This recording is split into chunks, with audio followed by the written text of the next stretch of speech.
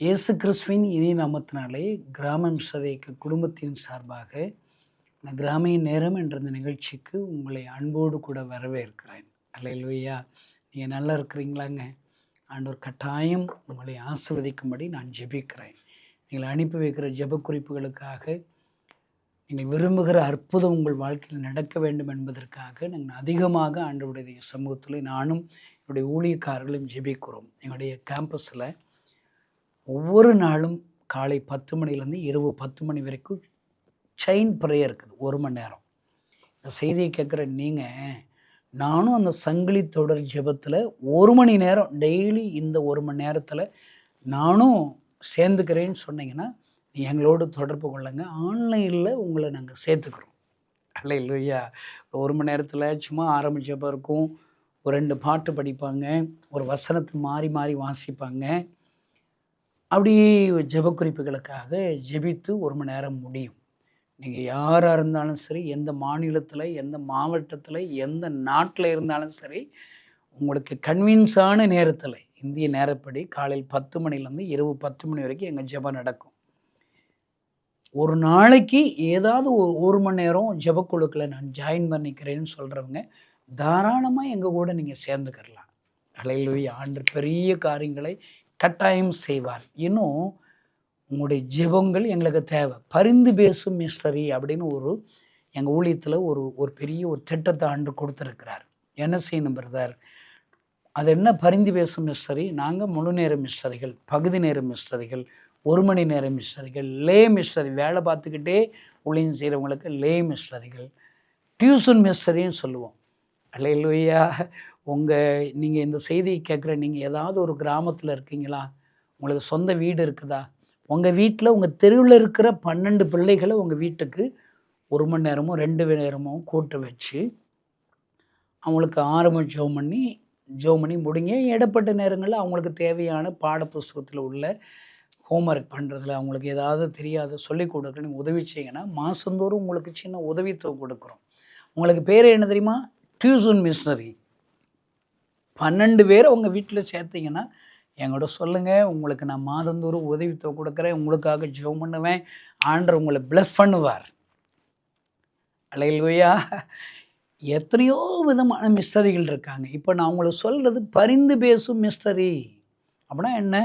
Daily உங்களுக்கு ஜெப குறிப்புகளை நான் அனுப்பி வைப்பேன். எத்தனை ஜெப குறிப்புகள்?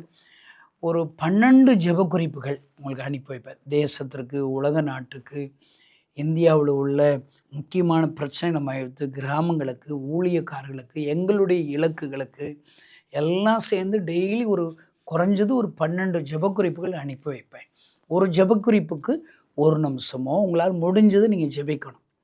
ஒவ்வொரு கிறிஸ்தவர்களும் எவ்வளோ நேரம் ஜெபிக்கணும்னு சொல்கிறீங்களா? 12 நிமிஷம் நீங்கள் ஜெபம் பண்ணால் போதுங்க. எனக்கு என்ன தெரியுமா ஆண்டவர் பாரம்? அல்லேலூயா!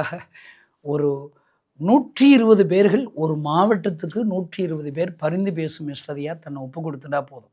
120 பேர்களும் ஆளுக்கு 12 நிமிஷம் ஜெபம் பண்ணாங்கன்னா, அந்த மாவட்டத்திற்காக, தேசத்துடைய எழுப்புதலுக்காக, தமிழ்நாடு மாநிலத்திற்காக எழுப்புதலுக்காக, உலக நாட்டில் எழுப்புதலுக்காக டெய்லி 12 நிமிஷம் ஜெபிக்கிறவர்கள் 120 பேர்கள் எழும்பினாலும் போதுங்க. 24 மணி நேரம் ஜெபம் நடக்குங்க. நல்லா இருக்குல்லங்க? அல்லேலூயா! இன்னும் உங்கள் வீட்டில் ஒரு ஜெபக்கூட்டம் நீங்கள் ஆரம்பிக்கலாம். சும்மா ஜெபக்கூட்டம் 2 பேர் 3 பேர் இருந்தால் போதுங்க. நீங்கள் முதல் வியாழக்கிழமை ஜெப நாள், எழுப்புதலின் நாள்னு பேர் வச்சுருக்கிறோம். உங்கள் வீட்டை நீங்கள் ஜெபக்குழுவை ஆரம்பிங்க. உங்களுக்கு தெரிஞ்சவங்களை கூப்பிட்டு வச்சு ஜெபக்குழு ஆரம்பிக்கிறீங்களா? ஜெபக்குழு தலைவர்கள் கையேடு. எந்த வீட்டில் நீங்கள் ஜெபக்குழு நீங்கள் தொடங்கினா உங்களுக்கு மேகசின் நான் மாதந்தோறும் அனுப்பி வச்சுருவேன். சும்மா ஒரு 1 மணி நேரம் 2 மணி நேரம் நீங்கள் சேர்ந்து ஜெபம் பண்ணுங்க. எனக்கு ஆசை இந்த வருஷத்துக்குள்ளே 320 தாலுக்காக்கள்லேயும் 320 ஜெபக்குழுக்கள் எழுமணும். எல்லா மாநிலங்கள்லேயும் ஜெபக்குழுக்கள் எழுமணும். ஒரு 1000 ஜெபக்குழுக்கள் எழுமணுங்க. அப்போஸ்தலர் 12 அதிகாரம் தாங்க எனக்கு என்கரேஜ். சபையார்கள் சிறையில் அடைக்கப்பட்ட பேதுருவுக்காக ஒரே ஒரு ஜெபக்குழு ஜெபிக்கிறது. அந்த ஒரு ஜெபக்குழுடைய ஜெபத்தை கேட்டு ஒரு முழு நேர ஊழியக்காரனாகிய பேதுரு சிறையிருப்பிலிருந்து மீட்கப்படுகிறான். எனக்கு என்ன தெரியுமா பாரும்? 1000 ஜெபக்குழுக்கள் எழுமணுங்க. 1000 மிஸ்டரிகள் தேசத்தில் பேதுருக்குள்ளாக எழுப்பப்படணும். அல்லேலூயா. அந்த 1000 மிஸ்டரிகளையும் ஜெபக்குழுக்களே நீங்கள் காணிக்கையினால தாங்கலாம். ஒரு 3000 ரூபா கொடுத்தா போதும். நான் சொல்கிறேன், காணிக்கை கொடுங்க, கொடுக்காம போங்க. நீங்கள் ஜெபக்குழுவாக எழும்புறேன்னு சொல்கிறவங்க என் கூட தொடர்பு கொள்ளுங்கள் ஐயா. கர்த்தர் உங்களை ஆசீர்வதிப்பார். ஆண்டவருக்காக ஏதாயிலும் செய்யும்படி நீங்கள் செயல்படுங்கள் ஐயா. கர்த்தர் உங்களை எடுத்து பயன்படுத்துவார். ஆமென். இன்றைக்கு உங்களோடு கூட பேசும்படி ஆண்டவருடைய சமூகத்தில் ஜெபித்த போது ஆண்டவர் உங்களுக்கு கற்றுக் கொடுக்கும்படி ஆண்டவர் சொன்ன பாடம் என்ன தெரியுமாங்க? அப்போஸ்தலர் இதில் என்ன போட்டிருக்குது உங்களுக்காக வாசிக்கிறேன். கடைசி நாட்களில் நான் மாம்சமான யாவர் மேலும் என் ஆவியை ஊற்றுவேன். அப்பொழுது உங்கள் குமாரரும் குமாரத்திகளும் தீர்க்க தரிசனம் சொல்வார்கள். உங்கள் வாலிபர்கள் தரிசனம் அடைவார்கள். உங்கள் மூப்பர்கள் சொப்பனம் காண்பார்கள். அல்லேலூயா. பாருங்க, பிடிச்ச வசனங்க. எனக்கு சபைகளிலால் அநேக சபைகளில் பிரசங்கிக்கப்படுகிற வார்த்தைகள் அந்த பரிசுத்த ஆவியானவரை பெறும்படி ஆசைகளை தூண்டுகிறோம். அதனுடைய இம்பார்ட்டன்ஸை சொல்லுகிறோம். பரிசுத்த ஆவியான கேட்டால் கொடுத்துருவார். அவர் சொல்கிறார் இல்லைங்க, பொல்லாதவளை நீங்கள் அப்பத்தை கேட்டால் நான் கல்லை கொடுப்பேன்னா என்ன ஆண்டவருங்க, நீங்கள் கேட்டால் நான் தருவேன்னு சொல்கிறார் பரிசுத்த ஆவியானவர். அதுக்கு குவாலிஃபை உங்களுக்கு மாம்சம் இருக்கணும். நீங்கள் சும்மா தலையில் அப்படி ஒரு கொட்டிக்கோங்க, வலிக்குதா, அப்போ உங்களுக்கு மாம்சம் இருக்குன்னு அர்த்தம். நீங்கள் தகுதியாயிட்டீங்க. பரிசுத்த ஆவியுடைய வல்லமை பெறுவதற்கு நீங்கள் தகுதியாயிட்டீங்க. அதோடு ஆவியான நிறுத்தியிருக்கலாம். அதுக்கு அடுத்து 3 கேட்டகரி, குமாரர்கள் வேணும், வாலிபர்கள் வேணும், மூப்பர்கள் வேணும். அல்லேலூயா. எழுப்புதலுக்குங்க எல்லாரும் வேணுங்க. இன்றைக்கி செய்தி இல்லைங்க, குமாரரும் குமாரத்திகளும் தீர்க்கதரிசனம் சொல்வார்கள். இதாங்க இம்பார்ட்டன்ட். இதை மட்டும் உங்களோடு கூட பேசி உங்களுக்காக ஜெபிக்க விரும்புகிறேன். ஒருவேளை இதை பெற்றோர்கள் நீங்கள் கேட்குறீங்களா? உங்கள் பிள்ளைகளை தீர்க்கதரிசிகளாக என் ஆண்டவர் மாற்ற விரும்புகிறார். அதான் அந்த வசனம், அதான் அந்த வாக்கு தத்துவம். சும்மா உங்கள் வீட்டில் நான் உங்களை அதிசயங்களை காண பண்ணுவேன், நான் உன்னை விட்டு விலகுவதும் இல்லை, உன்னை கைவிடுவதும் இல்லை, ஈசாக்கு விதவைத்தான் 100 மடங்கு பலன் கொடுத்து, இப்படிப்பட்ட வசனங்களாக வீட்டில் தொங்க போட்டுறாதீங்க. அது வைங்க, நல்லது. இப்படி ஒரு வசனத்தை சொல்லுங்கள் உங்கள் பிள்ளைகள். அது என்ன, குமாரரும் குமாரத்தையும் தீர்க்கதரிசனம் சொல்வார், அது என்னன்னு கேட்பாங்க. நீ சொல்லு, நீ ஆண்டவரிடத்தில் ஜெபிச்சேன்னா ஆண்டவர் உன் மேலே பரிசுத்த ஆவியை ஊற்றுவேன்னு சொல்லியிருக்கிறாரு. நீ தீர்க்க தரிசனம் சொல்லலான்னு ஆண்டவர் வாக்கு கொடுத்துருக்கிறாரு. தீர்க்க தரிசனம்னா என்ன? ஆண்டவர் உங்க கூட பேசுவார், அப்படியே சத்தத்தை உன் காதில் கேட்கும். அல்லேலூயா. நீ மற்றவங்களுக்கு அந்த தீர்க்க தரிசனம் சொன்னேன்னா மற்றவர்கள் அவங்க ஆண்டருக்குள்ளே கட்டப்படுவாங்க, ரட்சிக்கப்படுவாங்க. தீர்க்க தரிசனம் வரம்னா என்ன எல்லாம் சொல்லி கொடுங்கங்க, சொல்லி கொடுங்கங்க. நிறைய பேரை பார்க்குறேங்க. இப்போ டாக்டராக ஒரு அப்பா இருக்கிறாருன்னா அவர் பிள்ளையை டாக்டர் ஆக்கிடுறாரு. அல்லேலூயா. எங்கள் குடும்பத்தில் பார்த்தீங்கன்னா எல்லாம் மிலிட்ரிங்க. நான் இந்த ஏசப்பா மிலிட்ரிக்கு தப்பி தவறி வந்துட்டேங்க. நானும் அந்த மிலிட்ரியில் போய் சேர்ற ஆள். எப்படியோ ஏசப்பா என்னை பிடிச்சி அவருடைய மிலிட்ரிக்கு என்னை கொண்டு வந்துட்டார். எங்கள் அப்பா மிலிட்ரினால எங்கள் அண்ணன் மிலிட்ரி, அப்போ எல்லோரும் அந்த மிலிட்ரியாக ஆகணும். எங்கள் மாமன் பிள்ளைகள் மிலிட்ரி, சித்தப்பா மிலிட்ரி, சுபேதார், மேஜர், எல்லாம் நாட்டுக்காக போரினவங்க. எங்கள் அப்பானா இந்தியா பாகிஸ்தான் போரில் தொடையில் குண்டடிப்பட்டவர், சாகலானா உயிரோடு எழும்பிட்டார், ஆண்டவர் காப்பாற்றிட்டார். நான் சொல்கிறேன், எல்லோரும் ஆண்டவருக்கென்று தேவைகள் தேவை உண்டுங்க. எழுப்புதலுக்கு எல்லாரும் தேவைங்க, எல்லாரும் தேவை. அதில் குறிப்பாக குமாரரும் குமாரத்திகளும் தேவை. அன்பு தேவடி பிள்ளைகளே, நீங்கள் எல்லாரும் இப்போ மிலிட்ரி அப்பா எங்களுக்கெல்லாம் மிலிட்ரி மேனாக மாற்றுறார். எங்கள் கிராமத்தில் எங்கள் உறவுக்கார் நிறைய பேர் ஆர்மியில் சேருவதற்கு எங்கள் அப்பா உதவி செஞ்சுருக்கிறாங்க. ஆசையில் தூண்டி எல்லாம் மிலிட்ரியில் சேர்ந்துருக்கிறாங்க. ஒரு டாக்டராக வேலை பார்க்குறவங்க தன் பிள்ளையை டாக்டர் ஆக்கிறார், இன்ஜினியர் வேலை பார்க்குறவங்க தன் பிள்ளையை இன்ஜினியர் ஆக்கிறார். ஒரு வியாபாரி அப்பாவாக இருந்தால் தன் பிள்ளைகளை கூப்பிட்டு எப்படி வியாபாரம் செய்யணும், எங்கே பர்ச்சேஸ் பண்ணணும், எவ்வளோ லாபம் வைக்கணும், எப்படி விற்கணும், எப்படி கஸ்டமர்கிட்ட சிரிக்கணும், எல்லாம் ட்ரெயின் பண்ணி எல்லாம் வியாபாரியை மாற்றிடுறாங்க. நான் சொல்கிறேங்க, அது தப்பு சொல்லலைங்க. அதே இது ஆவிக்குரிய காரியங்களை உங்கள் பிள்ளைகளுக்கு சொல்லிக் கொடுக்கணும். நீங்கள் அபிஷேகம் பெற்றுட்டீங்களா, எப்படி அபிஷேகம் பெறுறதான் முக்கியம்னு சொல்லிக் கொடுங்க. நல்லா ஞாபகம்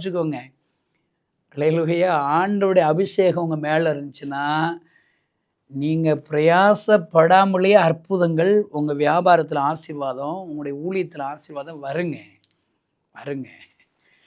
யோசேப்பு அடிமைத்தனத்தில் விற்கப்படுகிறான். அவன் மேலே ஒரு தரிசனம் இருக்குது, அபிஷேகம், ஆண்டோடைய வார்த்தை, ஆண்டோடைய வல்லமை இருக்கிறதுனால அவன் வேலைக்காரனாக வேலை பார்க்குற போர்த்திபார் வீட்டை ஆசீர்வதிக்கிற. உள்ளேயும் வெளியும் அவன் நிமித்தம், யோசேப்பின் நிமித்தம் ஆண்டவர் ஆசீர்வதிக்கிறார்.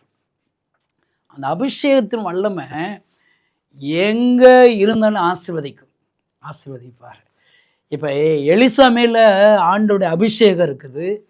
அவர் போகிற இடங்கள் எல்லாம் அந்த அபிஷேகத்தினாலே புலம்பல்கள் மாறுகிறது. 2 ராஜாக்கள் 4 அதிகாரத்தை வாசித்து பாருங்க. அங்கே 5 விதமான புலம்புகிற கூட்டங்கள், புலம்பல்களை அந்த அபிஷேகத்தினாலே மாற்றப்படுகிறது. மாற்றப்படுகிறது. அல்லேலூயா. அருமை பெற்றோர்களை, உங்கள் பிள்ளைகள் பரிசுத்தாவினுடைய அபிஷேகம் பெறதுக்கு வாஞ்சிங்க. அதை ஆண்டவரிடத்தில் கேளுங்க. ஆண்டவரே என்னை நிரப்புங்க, நம்முடைய பரிசுத்தாவினால் வல்லமையினால் நிரப்புங்கன்னு சொல்லி நீங்கள் கேளுங்க.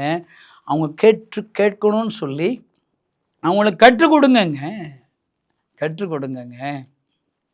நான் ஒரு கிராமத்தில் நான் அபிஷேகம் பெற்றது போல் நீங்களும் அபிஷேகம் பண்ணணும்னு சொல்லி கொடுத்தேன். எல்லோரும் உபவாசத்தோடு வாங்க, நீங்கள் எல்லாம் அந்நிய பாஷை பேச போகிறீங்க. பரிசுத்த ஆவியானவரை நான் பெற்றுக்கொண்டுட்டேன், அதுபோல் நீங்களும் பெற்றுக்கொள்வீங்க. அதனால் ஒரு நாளை நியமித்து பரிசுத்த உபவாச நாளை நியமியுங்கள் அப்படிங்கிற மாதிரி கம்யூனியன் எடுக்கணுங்கிற முதல் ஞாயிற்றுக்கிழமை நியமிக்கிறோம். நான் இந்த வருஷத்தில் போகிற எல்லா கூட்டங்களையும் சொல்கிறேன், முதல் ஞாயிறு கிராம ஊழியத்துக்கு போகணுங்கிறத நியமிக்க சொல்கிறேன். எழுப்புதல் ஞாயிறுன்னு பேர் வச்சு எல்லோரும் கிராமத்துக்கு எந்திரிச்சு கிளம்பி போங்கன்னு சொல்லி நியமிக்கிறோம்.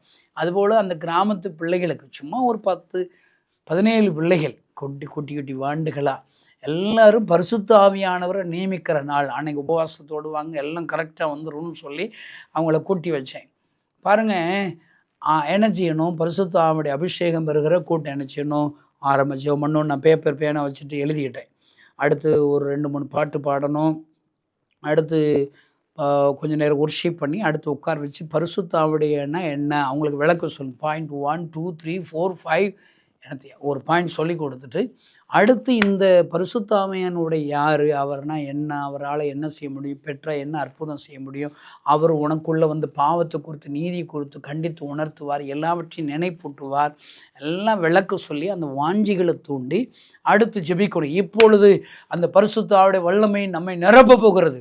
யாருக்கெல்லாம் அந்த பரிசுத்த ஆவியுடைய வல்லமை வேணும்னு சொல்கிறவங்க, உன் வாயை விரிவாய் தர அதை நிரப்புவார். கேளுங்க, கேட்கிற எவனும் பெற்றுக்கொள்கிறான். சொல்லி ஜெபம் நடத்தணும். அவங்க ஆண்டவர் வாஞ்சியா விருப்பத்தோடு தேடுறவங்கள ஆவியானவரால் நிரப்புவார். பெந்தகோஸ்து இறங்கின அந்த வல்லமை, அந்த அந்நிய பாஷை எல்லோரையும் நிரப்பும். இதாங்க ஐதீகம். இப்படி தானங்க செய்யணும். நான் போய் எல்லாரையும் உட்கார வச்சு எல்லாம் வந்துட்டாங்களா, இப்போ அந்த மீட்டிங் தொடங்குவதற்கு ஆரம்ப ஜெபம் செய்வோம் என்று ஜெபம் பண்ணேன். பரிசுத்த ஆவியினால் எல்லாரும் நிரப்பப்படட்டும். இந்த கூடுவதற்கான முகாந்திரத்தை அறிந்திருக்கிற ஆண்டவரே, 2 பேராவது 3 பேராவது இருக்கிற இடத்துல நானும் இருப்பேன் என்று சொன்னவரே, எங்கள் மத்தியில் நடுவில் நீங்கள் இருக்கீங்களே, இந்த கூட்டத்தை ஆசீர்வதிங்கன்னு ஆரம்பம் ஜெபம் பண்ணி முடிக்கலைங்க. தடால்னு பயங்கர சவுண்டு, அந்த இடி முழக்கம் போல் சவுண்டுன்னு போட்டிருக்குல்ல அப்போஸ்தலர் 2 அதிகாரத்தில், காற்றடிக்கிற முழக்கம் போல். என்னடான்னு கண்ணை பொழிச்சு பார்த்தா எல்லாரும் அந்நிய பாஷை பேசலாம். எல்லாரும் பரிசுத்த ஆவியின் அபிஷேகத்தை நிரப்பப்பட்டான். என்னங்க இது?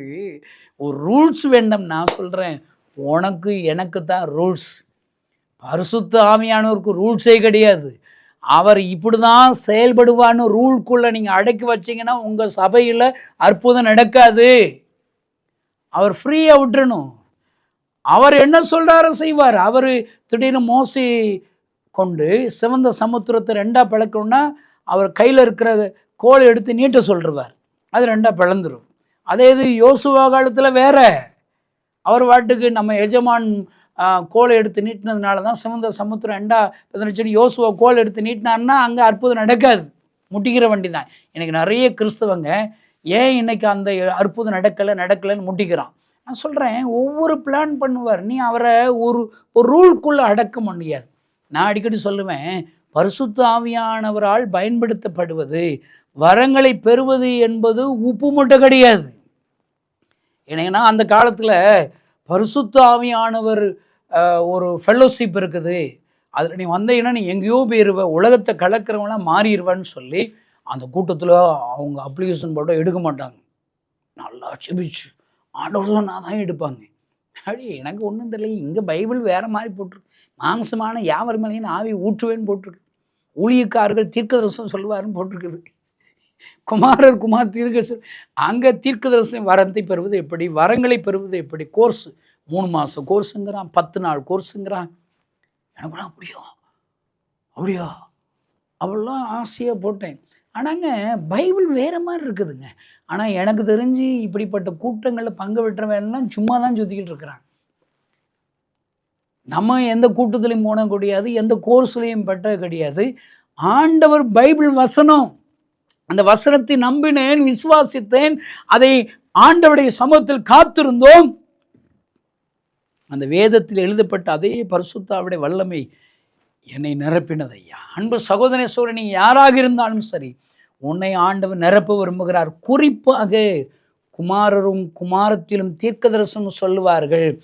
என் பிள்ளைக்கு கலெக்டர் வேலை கிடைக்கணும், என் பிள்ளைக்கு டாக்டர் ஆகணும், என் பிள்ளைக்கு சொத்து சேர்க்கணும், என் பிள்ளைக்கு அந்த ட்ரெஸ் வாங்கணும், இந்த ட்ரெஸ் வாங்கணும், இந்த விளையாட்டு பொருள் வாங்கணும், அந்த விளையாட்டு பொருள் வாங்கணும்னு சொல்லி பிரயாசப்படுறீங்களே அன்பு பெற்றோர்களே, உங்கள் பிள்ளைகளுக்கு, உங்கள் பேர பிள்ளைகளுக்கு இன்றைக்கு நீங்கள் ஜெபிக்க வேண்டிய முக்கியமான ஜெபம் என்ன தெரியுமா?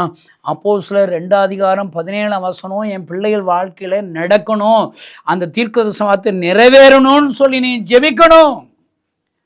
பரிசுத்த ஆவியானுடைய அபிஷேகத்தை பெற்றுட்டா உன் பிள்ளை பாவத்தில் விழாது, உன் பிள்ளை பரிசுத்தமாக இருக்கும்.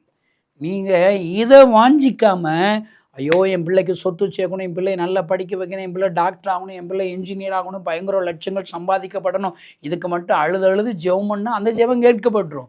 உன் பிள்ளை லட்சாதிபதி ஆயிடுவா, கலெக்டர் ஆயிடுவா, நான் டாக்டர் ஆயிடுவான். ஆனால் தருதலையாக தான் இருக்குது. ஏசு இல்லாமல் வசனத்தை விட்டு விலகிடுவாங்க, பாவியாக மாறிடுவாங்க. ஐஸ்வர்ய மயக்கத்தினாலே அவர்கள் வாழ்ந்து இயேசுவை மறுதலித்து நரகத்திற்கு போவார்கள் ஐயா உங்கள் பிள்ளைகள். நான் சொல்கிறேன், இன்றைக்கு நீங்கள் முதல்ல உங்கள் பிள்ளைகளுக்காக ஜெபிக்க வேண்டிய ஜெபம் என்ன தெரியுமா? ஆண்டவரே, என் பிள்ளைகள் எல்லாம் பரிசுத்த ஆவியினால் நிரப்பப்படணும். நல்லா ஞாபகம் வச்சுக்கோங்க, குமாரரும் குமாரத்திலும் தீர்க்கதரிசனம் சொல்லுவார்கள். பைபிளில் எங்கே இருக்குன்னு கேட்குறேன், சாமுவேல் தாங்க. பால் கூடி மறந்த உடனே அந்த அம்மா போய் ஊழியத்துக்கு ஒப்பு கொடுத்துட்டாங்க. இப்படிப்பட்ட அம்மானா இன்றைக்கி இருந்தால் நல்லாயிருக்கும். இந்த செய்தியை கேட்குற அம்மாமார்களே, எழுப்புதலுக்கு உங்கள் பங்கு என்ன? உங்கள் பிள்ளைகளை ஊழியத்துக்கு ஒப்பு கொடுங்க, உங்கள் பேர பிள்ளைகளை ஊழியத்துக்கு ஒப்பு கொடுங்க. இல்லையா, உங்கள் பிள்ளைகள் பேரில் ஒருவேளை மிஸ்டரிகளை தாங்குங்க. உங்கள் பிள்ளைகள் பேரில் ஒருவேளை நாங்கள் எங்கள் ஊழியத்தில் ஒரு ஸ்கீம் வச்சுருக்குறோம், எழுப்புதல் விரும்பும் பங்காளர். உங்களுக்கு ஒரு பங்காளராக இணைங்க. அது மாத்திரம் போதாது, இந்த அன்னாள் தன் பிள்ளைக்காக ஜெபத்தினாலே ஆண்டவர் கொடுத்த அந்த பிள்ளை சாமுவேலை விடுகிறாள். அவன் அங்கு காத்திருக்கிறான், தூங்குகிறான், நித்திரை செய்கிறான். ஆண்டவர் தானாகவே தேடி வந்து அவனை கூப்பிடுகிறார். சிறு பிள்ளைகள் ஆண்டவருக்கு தேவையா? சாமுவேலை என்று ஆண்டவர் கூப்பிடுகிறார். ஒருவேளை அவன் அறியாத பருவம், அவனை போய் எதுக்கு கூப்பிடுறீங்க? இல்லை, அந்த சிறுபிள்ளை எனக்கு வேணும், சாமுவேல் என்கிற சிறுபிள்ளை வேணும், என் பாரத்தை நான் அவன்கிட்ட சொல்லணும்னு சொல்லி ஆண்டவர் தேடி 1 முறை இல்லை, 2 முறை இல்லை, 3 முறை பேசிக்கொண்டே இருக்கிறார் ஐயா. இதே ஆண்டவர் தான் உங்கள் பிள்ளைகளை, உங்கள் பேர பிள்ளைகளை, சிறுபிள்ளைகளை உங்களை தேடி என் ஆண்டவர் வருகிறார். உங்களை தீர்க்கதரிசியாக மாற்ற விரும்புகிறார். பாருங்க, நான் அந்த கிராமத்தில் இருக்கிற பிள்ளைகள் எல்லாம் பரிசுத்தாவுடைய அபிஷேகம் பெற்றாங்க, எல்லாம் தரிசனம் பார்க்குறாங்க. அந்த கிராமத்தில் நான் போகும்போது, ஒவ்வொரு முறை போகும்போது நான் பயப்படுவேங்க. ஏன்னா அந்த பிள்ளைகள் நான் செய்த தவறுகள், முறுமுறுப்புகள் எல்லாத்தையும் தீர்க்கதரிசனமாக சொல்லிடுங்க. நான் என்ன தெரியுமா செய்வேன், ஒரு நாளில் ஒரு கிராமத்தை ஊழியெல்லாம் முடிச்சுட்டு ஒரு இடத்துல உட்காந்து இன்னொரு பஸ்ஸு மாறணும். எனக்கு ஒரு 3 ரூபா எனக்கு தேவை இருக்குது, என்கிட்ட இல்லை. ஆனால் இன்னும் ஒரு 4 கிலோமீட்டர் அதனால் நடக்கும். நான் சொன்னேன், என்னால் நடக்கனா முடியாது, நான் அங்கே உட்காந்துருப்பேன், யாராவது ஒரு ஸ்பான்சரை எனக்கு காணிக்க 3 ரூபா கொடுக்க சொல்லி அனுப்பிவிடுங்க. நீங்கள் எல்லாம் வானத்தையெல்லாம் படிச்சிருக்கிறீங்க, சர்வ வல்லமைங்கிறீங்க, விசுவாசவனுக்கு எல்லாம் கூடுன்னு சொல்கிறீங்க, ஒழுங்காக ஸ்பான்சரை அனுப்புகாண்டுன்னு உட்காந்துட்டேன். அழுதுகிட்டே உட்காந்தேன், வரவே இல்லைங்க. சத்தம் கேட்டாதாங்க ஸ்பான்சர் நமக்கு காசு தருவாங்க. உள்ள காணிக்கையே அனுப்ப மாட்டாங்க. ஐயோ, ஒருத்தன் டேவிட் கணேசங்கிறவன் அந்த பாலத்தில் உட்காந்துருக்கன்னு ஆண்டவருடைய தரிசனத்தை காமிச்சு தீர்க்க தரிசனம் வர இருந்தால் தாங்க அவன் என்கிட்ட வந்து காணிக்க கொடுப்பான். நான் பஸ்ஸு வந்துருச்சு, எனக்கு தான் காசு இல்லையே, நம்ம போக நிற்க நின்றுக்கிட்டே இருக்கிறேன். திடீர்னு என் ஃப்ரெண்ட்ஸுகள் ஏலே பஸ்ஸு கண்டக்டர் உசுறு ஊதிட்டாரான்னு என்னை தள்ளி ஏற்றி விட்டாங்க. நான் படியில் தொங்கிட்டு வந்தேன். கண்டக்டர் வர்றாரு, காசு இல்லை.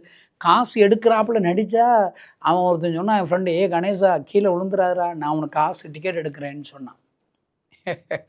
அப்போ பயங்கர நிம்மதியாகிடுச்சு. இறங்கி கொஞ்சம் தூரம் நடக்கணும். ஐயோ என்னடா உனக்கு காசு தரணும்ல, ஒன்றும் கிடையாது பைக்குள்ளே, எடுக்கலாம் நினச்சா. கணேசா அதனால் இருக்கட்டும், நீ எவ்வளவு நல்ல பையன், நல்ல வேலை செய்கிற, நல்ல உதவி செஞ்சுருக்கிற, எனக்கு அதனால் வேணாமிடான்ட்டான். அப்போ நல்லதாக போச்சு, இது ஒரு சின்ன அற்புதம் அப்படின்னு விட்டுட்டா. நான் ஒரு கிராமத்துக்கு ஊழித்து போகிறேன், அங்கே உள்ள ஒரு சிறுபிள்ளை கூப்பிட்றேங்க, வாங்க இங்கே வாங்க. அது என்ன எங்களை மட்டும் மூஞ்சியை பாரு, முகரையை பாரு, அறிவு இருக்கா, ஆய்வுன்னு வஞ்சி பிரசவம் பண்ணுறீங்களே, நீங்கள் மட்டும் ஒரு 3 ரூபாய்க்காக ஏசப்பா முறுமுறுத்து ஒரு பாலத்தில் உட்காந்து அழுதுகிட்டு கிடக்கீங்க. வானத்தை படித்தவருக்கு 3 ரூபா தரமாட்டாரா? நான் உங்களுக்காக டியூஷன் படிச்சுக்கிட்டு இருந்தேன், என் ஆவிக்குரிய கண்ணை திறந்து உங்களை ஆண்டர் காமிச்சார். இந்த கணேசன் அழுதுகிட்டு இருக்கான், 3 ரூபாய்க்கு நீங்கள் ஜோமனுன்னார். நான் ஜோமனேன், என் ஜபத்தை கேட்டு உனக்கு காசு தந்தாரா இல்லையா? யோசிச்சு பார்த்தேன், எம்பிட்டு பிரியா தீர்க்கதரிசியை மாறிட்டா. ஆமாப்பா ஒழுங்கா நீங்கள் இருங்கன்னு சொல்கிறான். சின்ன பிள்ளை. அருமை தேவனுடைய பிள்ளைகளை, உங்கள் குமாரரும் குமாரத்திலும் தீர்க்க தரிசனம் சொல்லுவார்கள். இன்றைக்கு இருக்கிற நிறைய ஊழியக்காரங்க, நான் தீர்க்க தரிசனம் சொல்லுவேன், என்கிட்ட வா, காணிக்க கொண்டு வா, உன் சொத்து எழுதி வை, எல்லாரும் தன்ட்ட தான் கூப்பிடுவாங்க. நான் சொல்கிறேன், வேதம் சொல்லுகிறது ஐயா, வேத வார்த்தை சொல்லுகிறது. ஏதோ வரங்கள் யாரோ குறிப்பிட்ட ஊழியக்காரர்களுக்காக ஒதுக்கப்பட்டவர்கள் அல்ல. அல்லேலூயா. அன்பு ஊழியக்காரர்களே, நீங்கள் எனக்கு தான் அந்த வரம் இருக்குது, எனக்கு தான் அந்த வல்லமை இருக்குதுன்னு சொல்கிறத பிரசங்கம் பண்ணுறதை விட்டு தொலைங்க ஐயா. குமாரரும் குமாரத்திலும் தீர்க்க தரிசனம் சொல்ல வைப்பார் என்பதை பிரசங்கிக்கும்படி நீங்கள் எழும்புங்கள் ஐயா. அன்பு பெற்றோர்களே, இந்த செய்தியை கேட்கிற சகோதர சகோதரியே, இன்றைக்கு ஆண்டவர் எல்லோருக்கும் உரிய சொத்து என்று ஆண்டவர் சொல்லிவிட்டார். இந்த சொத்துல, எந்த சொத்துல? பரிசுத்த ஆவியானவர் பெறுகிற சொத்துல உனக்கு ஒரு பங்கு உண்டு. குமாரனும் குமாரத்திலும் தீர்க்க தரிசனம் சொல்ல வைப்பார். என்னுடைய கிராமத்தில் நடந்த அத்தனை சாட்சிகளை என்னால் சொல்லிக்கொண்டே இருக்க முடியும். சாமுவேலோடு கூட தேசத்தில் நடக்க போகிற சம்பவங்களை ரகசியமாக சொல்லுகிறாரே பாருங்க. நான் ஒரு கிராமத்தில் 1 மணி நேரம் ஜெபிக்கணும்னு ஒரு சண்டே கிளாஸில் தெருவில் சொல்லி கொடுத்தேங்க. எல்லாரும் ஆண்டர் விரும்புகிறாரு, ஜெபம் பண்ணுங்கன்னு சொல்லிட்டு போயிட்டேன். புதன்கிழமை, அடுத்த புதன்கிழமை அதே கிராமத்துக்கு போனால், அந்த போன வாரம் பிரசங்கம் கேட்ட ஒரு பிள்ளை, சின்ன குட்டி பிள்ளை வந்து, கணேசனை வாங்க சொடக்கு கொடுங்க, என்ன போன வாரம் நீங்கள் 1 மணி நேரம் ஜெபிக்கணும்னு சொன்னீங்க, நான் நீங்கள் சொன்னீங்கன்னு மொட்டை மாடியில் போய் முழங்கால் போட்டு ஜெபம் பண்ணேன். நேற்றுக்கு வரையும் ஜெபிச்சிட்டேன், இன்னையிலேருந்து ஜெபிக்க மாட்டேங்கிறான். ஏன் பிள்ளை ஜெபிக்கணும்ல? வாங்க கணேசண்ணே, நான் மாட்டுக்கு ஜெபம் முழங்கால் போட்டால் ஏசப்பா வந்து அங்கே உட்காந்துக்கிறாரு, அவர் வாட்டுக்கு அழுதுகிட்டே இருக்கார். நீங்கள் 1 மணி நேரத்தில் ஜெபம் முடிக்க சொன்னீங்களே, அவர் 1 மணி நேரம்னாலும் முடிக்க மாட்டார், அவர் அழுதுகிட்டே இருக்காரு. எனக்கு அழுகழுகையாக வருது, எனக்கு தூக்கம் வேறு வருது பகனே அப்படிங்கிறார். என்ன பிள்ளை சொல்கிற? நேற்றுக்கு வந்தாரா? நேற்று போனியா, ஜெபம் பண்ணியா? ஏசப்பா வந்தார், அதான் வர்றாருல, வந்து உட்காந்துக்கிறாரு. நேற்றுக்கு என்ன சொன்னான்னு கேட்டேன். அவர் சில காரியங்களை எனக்கு விளக்கி சொன்னால், அவர் சொன்ன ஒவ்வொரு காரியமும் அந்த வாரத்தில் அப்படியே நம் இந்திய தேசத்தில் நடந்ததை தலைப்பு செய்திகளை நான் வாசித்தேன் ஐயா. அருமையான தேவனுடைய பிள்ளைகளை, எழுப்புதலுக்கு உங்கள் பிள்ளைகள் தேவை, உங்கள் குமாரரும் குமாரத்திகளும் தேவை ஐயா. இன்றைக்கு அப்படிப்பட்ட வாஞ்சியோடு கூட, ஆண்டவரே என் பிள்ளைகளை நம்முடைய பரிசுத்த ஆவியினால் நிரப்பும் என்று சொல்லுகிற பெற்றோர்களாக நீங்களும் நானும் எழும்புவோமானால், நம்ம பிள்ளைகளை ஆண்டவர் அபிஷேகிப்பார், அவர்கள் அநேகருக்கு ஆசீர்வாதமாக வைப்பார். கண்களை மூடி நாம் ஜெபிப்போம்.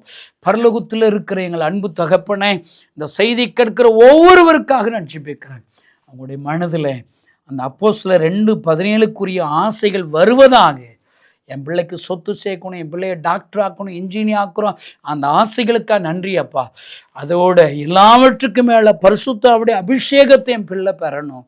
அதன் மூலியமாக ஆண்டவரால் பரிசுத்த ஆவியினால் பாவத்தை குறித்து, நீதி குறித்து கண்டித்து உணர்த்துகிற அந்த உணர்வுகள் என் பிள்ளைக்கு வர வேணும். எழுப்பின் ஆயுதமாக மாறணும். நீர் பேசுகிற சத்தத்தை கேட்டு அதை மற்றவர்களுக்கு சொல்லி ஆயிரங்களுக்கு மண்டையில் திருப்புகிற தீர்க்கதரிசிகள் வரணும், என் பிள்ளைகளுக்கு வரணும், என் பேரைகளுக்கு வரணுங்கிற அந்த எண்ணங்களை, விருப்பங்களை, வாஞ்சைகளை இந்த செய்தியை கேட்கிற ஒவ்வொருவருக்கும் தருவீராக. இயேசுவின் நாமத்தினால் பிதாவே, ஆமென்.